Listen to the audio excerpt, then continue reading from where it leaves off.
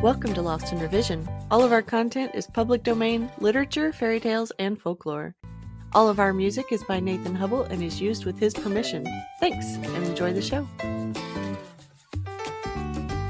Hey everybody, welcome to Lost in Revision, brought to you by Odin, the OG Jesus.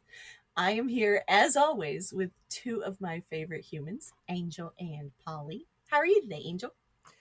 Well, it is summer break, and I am in the frantic planning and packing phase of preparing for a trip I have been dreaming about since I was in high school.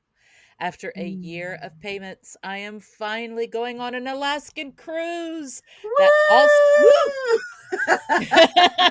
It also includes a 3-day land excursion to travel by train to Mount Denali.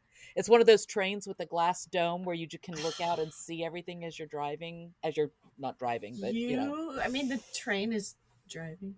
You are taking my dream vacation. That's literally the vacation that I've wanted since I was in high school. It sounds Oh, so fun. I used to get the Alaska magazine, so that every month I could read about Alaska. I am so excited about this, I can hardly sleep. I didn't go that far, but I have always looked up the Aurora Borealis videos and pictures, and I I gotta go love. take a Norwegian cruise so I can see the puffins. Oh, yes. So now that you have spoken already, how about you, Polly? How's your day going? Well, we have another year of payments to send baby girl to Greece for her senior trip, so I know about making these payments on a trip. Ooh, Ouch. that's a nice trip for senior trip. I know. I'm so jealous we don't get to go. I would love to take a train excursion, though. I mean, even across the continental U.S. But we don't Yeah. have the greatest train system, but I mean, we have some pretty views. It's just never worked out for me yet. But I finally officially am in a work co-op, so I only have to go to school 15 hours a week, so that's something. I'm not going to Alaska. I thought you were going to say 15 hours a day or something crazy like Week. that. Week.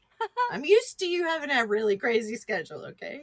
And my brain is not working today because I had a migraine yesterday and I am just exhausted. Yeah, it took a while to get all my paperwork signed. Some people were dragging their feet. I love being back on second shift and in charge, though. It's been a while. They didn't call me a supervisor back when I did it before, but at least this time I don't have to cut 50 pounds of onions. So, Ooh, win. well, that's better than half of my friends in government jobs currently, with all of the job losses they had at the top, and then the hiring freeze on top of that. Everybody is just doing the jobs without getting the pay or having the title. Oof. So yeah, congrats on you finally getting the title to go with the responsibilities you were already in charge of. Exactly. So mean. So, why don't you tell us a little bit about the history and culture of the story? Tyr is one of the better known gods of Norse mythology, dating back as early as the 8th century CE, or even before that. They had to wait for somebody to write it down. He was revered as a powerful war god by the Norse and other cultures who came in contact with the Germanic tribes, such as the Romans, who equated Tyr with their god Mars. Tuesday gets its name from this god in Western culture, literally Tyr's Day, along with the moon, Odin, Thor, Freya, etc., for other days of the week, as we now know them in English. Yes, I love Thor's Day. Norse mythology has a sort of mix and match cookie cutter construction where you just kind of make it up. Whoever's telling the story gets to make the story. The storyteller would choose a character That's from all metaphorical stories. Well, yeah, but there's no like strict canon. There's like a sort of here's yeah. a guide, that they would choose a character from a metaphorical bucket of heroes and pit them against a selected troublemaker or villain or monster from the metaphorical adversary bucket to give Like the story Jack. an exciting plot. Yes. Jack is canonically in all of those stories. He was a very busy boy. Very busy. So while lessons might be learned, the storytelling was more to entertain people stuck inside small confines during the long winter months when the outside world was harsh and unwelcoming to humankind. The wolf Fenrir was one of the great monsters used in their narratives, and he was said to have been created or birthed or brought from elsewhere by Loki, who served as either both hero and or villain as needed. So this story is sort of a fool around and find out story where the gods saw the great wolf and went, "Hey, can I pet that dog?" and brought Fenrir home to make him a pet. and it turned out badly, and they had to call in a hero to clean up the mess, which Tyr did. At the end of the day, though, in the realm of big bad wolves, Fenrir is the biggest, baddest wolf of them all. I mean, he's literally just a grandkid without discipline, and they're just chaining him up instead of teaching him. He's a smart boy, and smart kids are always the most difficult to raise. He's a smart boy, but he's not a good boy. Good's overrated. Not in education classrooms. They're not. We need the good kids in the classroom. I mean, you can have calm without good. Those are the scary ones. Oh, thank you. Oh, well, I didn't grow up with Norse god stories. I only had a very vague notion of them and got a few scattered details from them showing up as side mentions in some TV shows now and then.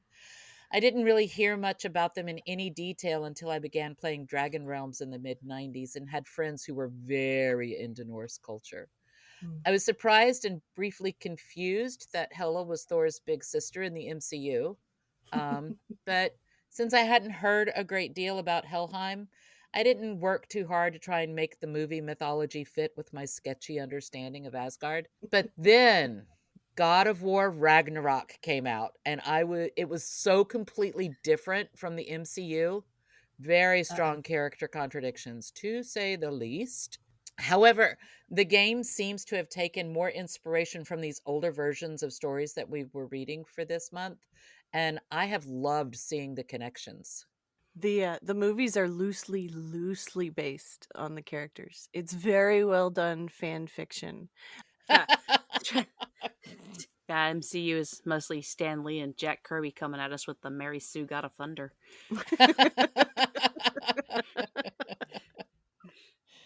So let's move on to the reading of the story, and then we can discuss it after.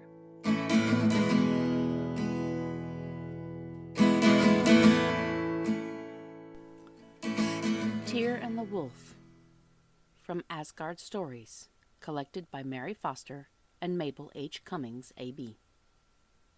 Odin, the All-Father, sat one day in his high air throne, and looking around him far and wide, saw 3 fierce monsters. They were the children of the mischievous fire god Loki, and Odin began to feel anxious, for they had grown so fast and were getting so strong that he feared they might do harm to the sacred city of Asgard. The wise father knew Loki had given strength to these dreadful creatures, and he saw that all this danger had come upon the Aesir from Loki's wickedness. One of these monsters was a huge serpent that Odin sent down into the ocean, where he grew so fast that his body was coiled around the whole world, and his tail grew into his own mouth. He was called the Midgard Serpent. The second monster was sent to Niflheim, the home of darkness, and shut up there. The third, a fierce wolf named Fenrir, was brought to Asgard, where Odin hoped he might be tamed by living among the Aesir and seeing their good deeds and hearing their kind words. But he grew more and more fierce, until only one of all the gods dared to feed him. This was the brave god Tyr. He was a war god like Thor, and sometimes called the sword god. Tyr was loved by all because he was so true and faithful. Each day the dreaded wolf grew larger and stronger, till all at once, before the Aesir thought about it, he had become a very dangerous beast. Father Odin always looked troubled when he saw Fenrir the wolf come to get his evening meal of meat from Tyr's hand, and at last one night, after the wolf had gone growling away to his lair, Odin called a meeting of the Aesir. He told them of his fears, saying they must find some plan for guarding themselves and their home against this monster. They could not slay him, for no one must ever be killed, and no blood must be shed within the walls of the sacred city. Thor was the first to speak. "Do not fear, Father Odin, for by tomorrow night we shall have Fenrir so safely bound that he cannot do us harm. I will make a mighty chain with the help of my hammer Mjolnir, and with it we will bind him fast." When the Aesir heard these words of Thor, they were glad, and all went home rejoicing, all save the All-Father, who was still troubled, for he well knew the danger, and feared that even the mighty Thor would find this task too much for him. But Thor seized his hammer and strode off to his forge. There he worked the whole night long, and all through Asgard were heard the blows of Mjolnir and the roaring of the bellows. The next night, when the Aesir were gathered together, Thor brought forth his new-made chain to test it. In came Fenrir the wolf, and everyone was surprised to see how willingly he let himself be bound with the chain. When Thor had riveted the last links together, the gods smiled and began to praise him for his wonderful work. But all at once the wolf gave one bound forward, broke the great chain, and walked off to his lair as if nothing had happened. Thor was much disappointed. Still, he did not lose courage.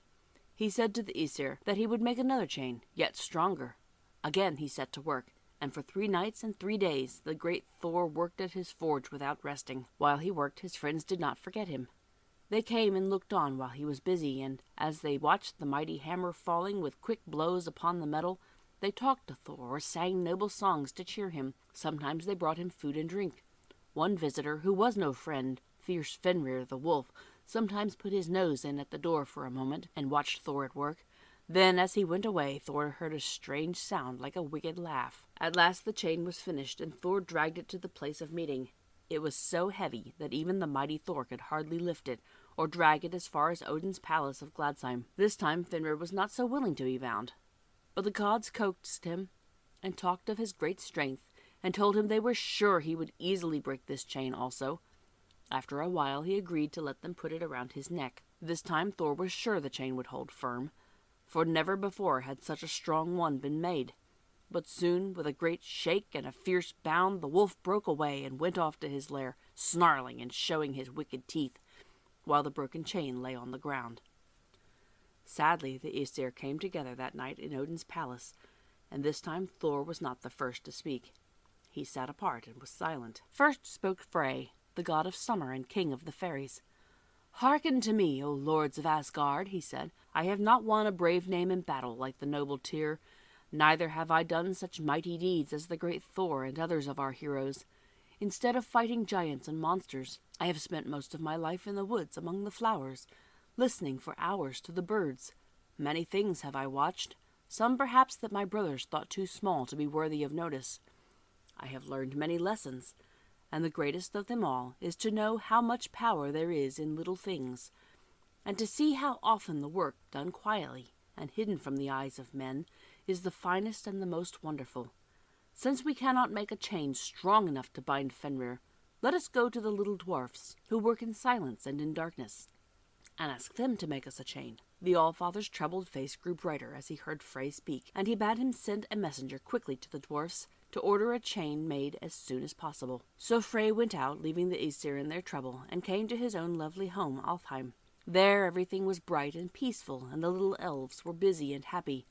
Frey found a trusty messenger and sent him with all speed to the dwarfs underground to order the new chain and to return as soon as he could bring it. The faithful servant found the funny little dwarf workmen all busy in their dark rock chambers far down inside the earth, while at one side, in a lighter place, sat their king. The messenger bowed before him and told him his errand. The dwarfs were a wicked race, but they were afraid of Odin, for they had not forgotten the talk he once had with them when he sent them down to work in darkness underground, and since that time they had never dared disobey him.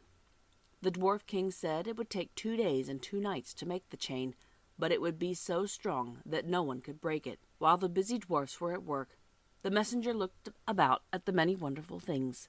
The great central fire, which burns away in the middle of the earth, watched and fed with coal by the dwarfs.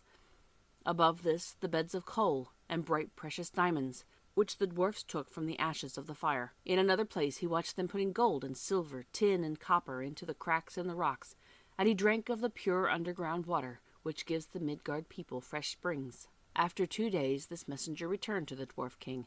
The king, holding out in his hand a fine, small chain, said to the messenger, "This may seem to you to be small and weak, but it is a most wonderful piece of work, for we have used in it all the strongest stuff we could find. It is made of 6 kinds of things: the noise made by the footfall of cats, the roots of stones, the beards of women, the voice of fishes, the spittle of birds, the sinews of bears. This chain can never be broken, and if you can once put it on Fenrir, he will never be able to throw it off." Odin's messenger was glad to hear this, so he thanked the dwarf king, and promising him a large reward, he went on his way back to Asgard, where the Aesir were longing for his return, and were all rejoiced to see him with the magic chain. Now Father Odin feared that Fenrir would not let them bind him a third time, so he proposed they should all take a holiday and go out to a beautiful lake to the north of Asgard, where they would have games and trials of strength. The other gods were all pleased with this plan, and they all set out in Frey's wonderful ship, which was large enough to hold all the Aesir with their horses, and yet could be folded up small enough to go in one's pocket. They landed on a lovely island in the lake, and after the races and games were over, Frey brought out the little chain, and asked them all to try to break it. Thor and Tyr tried in vain, and then Thor said, "I do not believe any one but Fenrir can break it."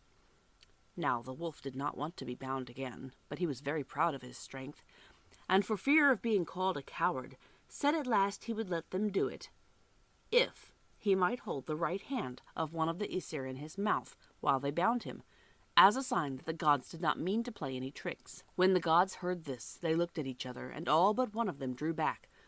Only the brave, good Tyr, stepping forward, quietly put his hand into Fenrir's mouth. The other gods then put the chain around the beast and fastened it to a great rock. The fierce creature gave a leap to free himself, but the more he struggled, the tighter grew the chain. The Aesir gathered about him in joy to see this, but their hearts were filled with sorrow when they saw that their noble Tyr had lost his right hand. The dreadful wolf had shut his teeth together in his rage when he found he could not get free. Thus the brave Tyr dared to risk danger for the sake of saving others, and gave up even his right hand to gain peace and happiness for Asgard.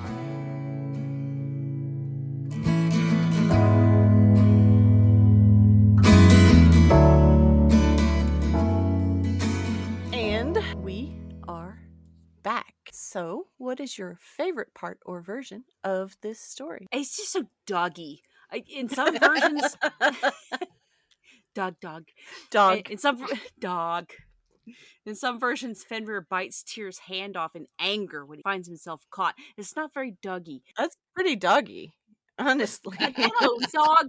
Dogs don't really do anger. I don't know. Maybe not in the same way as cats do. It's not like humans understand anger, where it's like retribution and retaliation. It's more like a fear reaction in a dog. Yeah, you're right. You know, so something born of necessity to protect oneself. So in some versions, Fenrir bites Tyr's hand off in anger when he finds himself caught. He's like, "Oh, I hate you." But in the version I read here, yeah, because he's a smart boy. But then in this version, published by Foster and Cummings in 1901, the biting seems to have been an accident almost, like he was tossing and pulling to get free, and much like one might bite one's tongue upon falling, Tyr's hand just got bitten off. Like, I don't see. I doubt Fenrir was sorry, though. Whoopsie doodles. Whoopsie. My bad. Yeah, but come on. If you put your hand in the big beast with the big teeth's mouth, you got to know what you're going to get. So let me tell you this story about Minnie. Minnie, my Great Dane. Minnie broke her leg when she was 9 months old.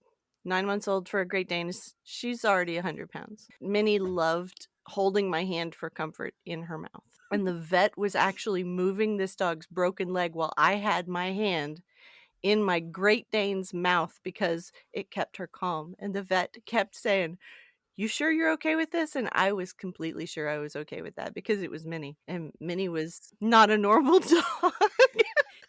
But I understood your hand in a dog's mouth, a very large dog's mouth, and be comfortable with it. Tyr felt comfortable with putting his hand in Fenrir's mouth because Tyr was the only one who could still feed Fenrir from his hand. Right. He was so comfortable they still had with a the connection dog. there. Yeah. Yeah. No, I actually did kind of resonate with that part of the story. I've been there. Thanks to my video game, Tyr now has a lot of confusing emotional reactions attached to his very name for me. So trying very hard not to mention spoilers in case anybody decides to play the game, which is an awesome game. But yeah, I'm probably going to do a whole new playthrough just to look closely at Tyr's storyline now.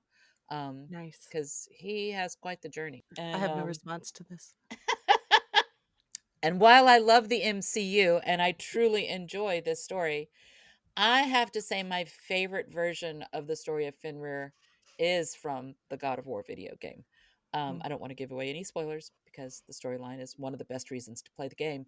But when a beloved wolf named Fenrir dies at the beginning of the game, let's just say that isn't the last time you encounter the wolf.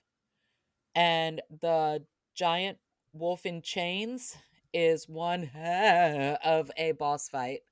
Now, I did enjoy the version of this story on Gutenberg that was by Emily Kip Baker a little bit more than the version we read today. But one of the things I loved about reading this story, Emily's version on Gutenberg, was the way they handled footnotes. I was very grateful for all the little inserts about the name of either the fierce giantess or the different names of items or places. And it made researching the mythology connected to the story so much easier. It also made it a little bit easier to work out the similarities and differences between this and God of War. Easier to track. I love footnotes. Oh, footnotes are awesome. Forwards and afterwards, appendices, and Epilogues. epilogues. Oh, I fan myself for epilogues. Some of them make me clutch my pearls. I have the vapors. I haven't played God of War, but it sounds like an interesting take. I just don't play video games much. I did enjoy Fenris and Hel as depicted in the MCU Thor Ragnarok movie. It was very entertaining. Yeah, I have also not played God of War, but it does sound interesting. I might go check it out. You would love it, Natalie. You get to kill a lot of things. With the Thor Ragnarok movie, it makes so much more sense. That intense connection between Fenris and Hel that they had in the movie makes so much more sense if you think of them as being siblings. It gives that just a whole new tweak of, more context. Context helps a lot. That's why I always read the book before I watch a movie. I love context and epilogues.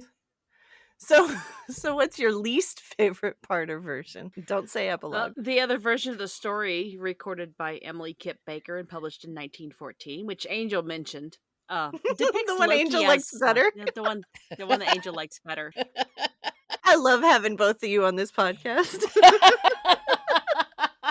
Hey, it wouldn't be very interesting if we all had the same point of view. That's why I love having you both here. But yeah, she depicts Loki as a vindictive, jealous party, and his children Hel, Fenrir, and Jormungandr as horrible beasts kept hidden in a cave with their gruesome mother, a giantess named Angrboda. So the whimsy and delight of the Norse is much diminished in this version, and Loki is firmly in the villain category. Nobody wants to pet that dog. They just want that dog to go away. I mean, that dog is Loki's child. And Loki is canonically very vindictive. So it's not wrong. to have a little bit of doubt about the offspring of Loki that is giant and has teeth. I prefer Loki the trickster. I mean, yeah. But he's a vindictive trickster. I did find it interesting that in this version, they didn't even mention Hel by name. It just says the second monster was sent off to Niflheim and the home of darkness and shut up there. Talk about cutting women out of the narrative. Side character number 2, exit stage left. Snakes, yes. Ferocious wolves, yes. Women, no. Nah. Goddesses of the underworld are rare in mythology and usually work in conjunction with another, a god or a committee, but this isn't their story. No, of course not. Who needs women in stories? This was the first time I encountered her name as part of Loki's offspring, which really made so much more sense. I mean, her whole personality just makes more sense as coming from Loki's loins. I ended up reading more of the Norse stories in Emily's book than the one about Fenrir. But they were very interesting, and they flesh out other characters and items by name. I adore Norse mythology. Oh, it's one of my favorite things. Such as Brock and Sindri, the Dwarven craftsmen, because they're major characters in my game. I love them. And they're not always depicted as evil. Dwarves yes. Evil. Drives me crazy when they do that. This is racism in ancient works. And no, Brock and Sindri are awesome in the game. And though I do like that Frey is a character in the version that you read, because I feel like he doesn't get near enough use, and I really like him too. And so in the other version, they just send a messenger off instead of having Frey do it. Yeah, unnamed messenger. Character 3 exit stage right. Yeah, we may have to revisit Emily Kip Baker as well as Foster and Cummings. These three ladies Definitely. really did their research and wrote down the mythology in a way that's really easy to digest. Oh, I'm sure season 3 is going to have some of these in it. Oh yeah, I loved season it. 4. We're in season 3 now. Yeah. Pardon my brain. It is not working today. Mission accomplished. they are in season 3. They are. Right? And they will be Done. they will be recurring characters in season 4. I'm sure. There we go. It's going to be exciting. I'm going to love season 4. That's so Do a happy. whole Brock and Sentry special. Oh, yes. Oh my God. I'm down for that. There's so much chaos in Norse mythology that I just adore so much. But you cram 50 people in a longhouse together and see how much chaos you don't get. Yes. So, what are the original lessons you think the story was trying to convey? Yeah, I have to wonder if the story was originally told to bring comfort to someone who had lost a hand in some way, in battle or in an accident. Like, look, Ulfric, I'm sorry about your hand. That sucks. But hey, the great god Tyr only had one hand. Do you know that story? No? Well, let me tell you. And then everyone had a great laugh at Odin for thinking he could make a pet of one of Loki's great monsters. I could see this being told to teach others to appreciate a sacrifice made on their behalf. Like, yeah, see, your very brave brother got his hand bit because he was driving off the wolf that you foolishly thought you could play with. Hey, how are you going to have dogs if you don't adopt some wolves? Come on. Puppies. Yeah. You got to steal the puppies. And yes, I do agree very much that this story is probably equal parts comforting encouragement and a warning against trying to turn dangerous wild creatures into house pets. That's just human nature. We got to pet that dog. We have to. If not friend, why friend shaped? Those ears. Those tails. So, right? The ears on a bear, I just can't. I just want to scritch them. I just squish them. They look so squishy. So, what do you think the modern lesson would be? Fool around and find out. It's very much in the modern narrative. Considering the consequences of one's actions is an important life lesson, possibly the most important life lesson, which most people have to learn time and time and time and time again and again. And they can't read a history book. No. Oh. So, anyways, it is also a lesson about the fact that when you let a bad situation get out of hand, it is always more difficult to get things back under control than you think it is going to be. Oh, don't worry, I can handle it, says the man who tries twice to use his special toy that he was positive would make it easy to make any problem go away and fails. Thor really loves his hammer. Yeah. I mean, it has a great personality. Just not really represented in this story, but it does. So, in closing, what do you think happened after the story? Oh, almost definitely someone tried to pet that dog again. Humans never learn. I mean, there's all sorts of stories about it. Yeah. Okay. On the subject of wanting to pet the dog, you would really enjoy some of the scenes in Ragnarok. Yeah, Yes. I'm sure. I need to go play the game. I have to finish Hades 2 first. What platform is it even on? I play it on PlayStation. Oh, okay. I don't have a PlayStation. I wonder if it's on. I play on computer. I bet you it's on Steam. Ooh, Yeah, I have Steam. It probably is. Well, Middle Child has Steam, and I play on their account. Actually, I think it is because I think Donovan might have played it there. I play it on my Steam Deck and get back to you. I'm sure that Tyr came up with some way to replace his hand. After the story, he did that. It looks like in classical Norse mythology, does not get his hand back in any way. He just is one-handed. Acceptance is good In too. the fan fiction, he gets his hand back in various ways. I mean, he is a god, so he probably has a prosthetic by now. Yeah. For sure. My brother and sister-in-law had a cat, and Tyr was the guardian of their child until the day he died. Oh. Starting in utero, he was like, okay, this is my baby. Colonies be that way. Tyr was a good cat. I used to have a dog named Get of Fenris. It was really funny when she ran off into the neighbor's yard, the neighbors would be like, Get! And she would go to them because that's her name. So, Like, yes, you called. she's like, here I am. Thanks for joining us today. Check us out on Patreon, and you can help us meet our small goal of breaking even and covering our expenses. Your support helps pay for all of the things that podcasting requires, and helps keep this show alive and growing. If you can't afford to support us financially, go give us a good review, subscribe or follow, and share with your friends and family.